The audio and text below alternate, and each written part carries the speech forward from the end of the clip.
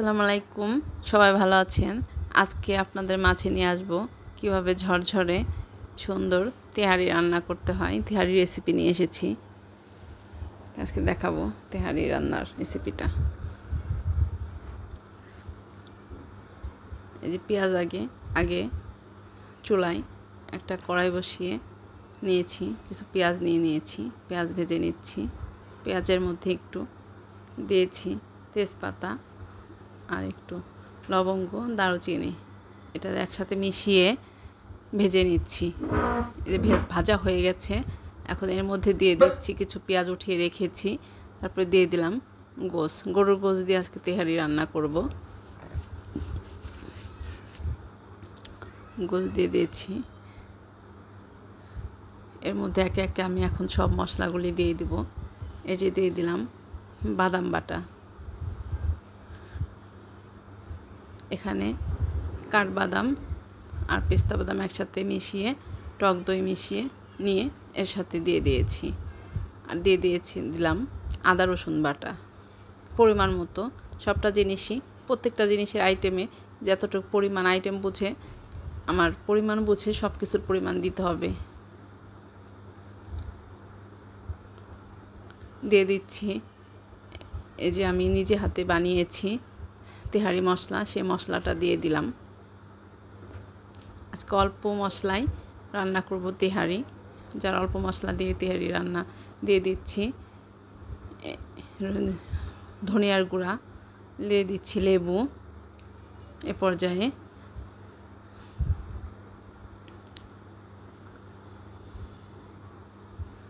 তেহারি মশলার মধ্যে আমি নিজেই বানিয়েছি তেহারি মশলাটা, বেশি মশলা হবে না, অল্প মশলাতে আজকে তেহারিটা রান্না করব। যে পেঁয়াজ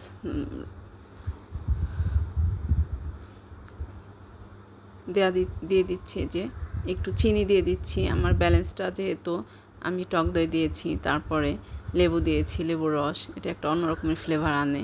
আর এর মধ্যে ব্যালেন্সের জন্য দিয়ে দিয়েছিলাম চিনি। এখন এই যে আমার এই পর্যায়ে হয়ে গেছে, আমি উঠিয়ে নিচ্ছি, গোশটা উঠিয়ে নিচ্ছি।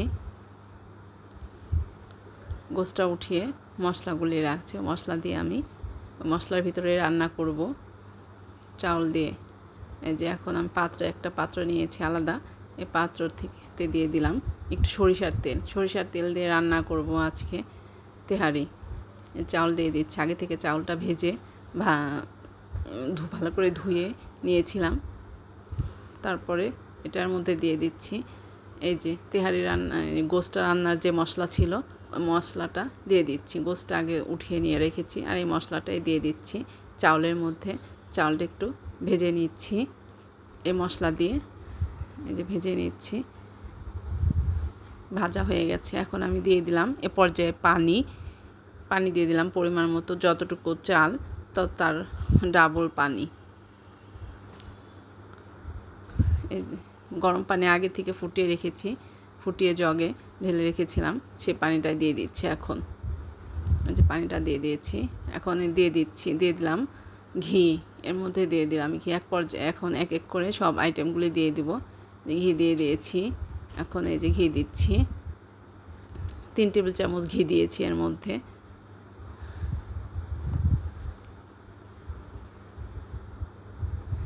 এখন দিয়ে দিচ্ছি বুটা ফালিয়ে কাঁচামরিচ দিয়ে দিচ্ছি। এই যে দিয়ে দিচ্ছি গুঁড়া দুধটা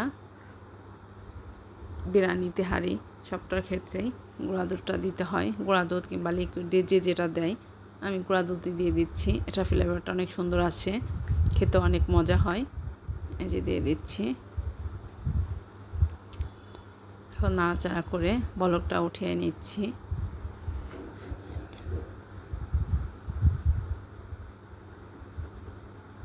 অনেক অল্প সময় আজকে রান্না করেছি তেহারি, এবং অনেক অল্প মশলা দিয়ে। এ পর্যায়ে দিয়ে দিচ্ছি কেওড়া জল পরিমাণ মতো। এখন এই যে আমার রাইসটা শুকিয়ে গেছে, পানিটা শুকিয়ে গিয়েছে রাইস থেকে। এখন আমি দিয়ে দিচ্ছি উঠিয়ে রাখা সেই গোশগুলি দিয়ে দিয়েছি, উপর দিয়ে দিচ্ছি। উপর দিয়ে একটু এটাকে আটকে রাখবো। মুখটা আটকে রাখবো। দমে দিচ্ছে, এই যে এখন একটু দমে দিচ্ছে। এই যে এখন এই পর্যায়ে নাড়াচাড়া করে আমি মিশিয়ে নিয়েছি। এই যে হয়ে গেছে। এই যে আমার তেহারির উপর দিয়ে দিয়েছি আমি বেরেস্তা। ভেজে নিয়েছিলাম, যে কিছু উঠায় রেখেছিলাম, সেই বেরেস্তার উপরটা দিয়ে দিয়েছি। দেখেন কতটা সুন্দর এবং লোভনীয় হয়েছে, একটা ঝরঝরা হয়েছে, দেখেই খেতে ইচ্ছা করছে। সুন্দর একটা ঘ্রাণ ফ্লেভার বেরোচ্ছে। এভাবে একবার হলেও রান্না করে বাসায় খেয়ে দেখবেন। আজকে এ পর্যন্তই। আল্লাহ হাফেজ।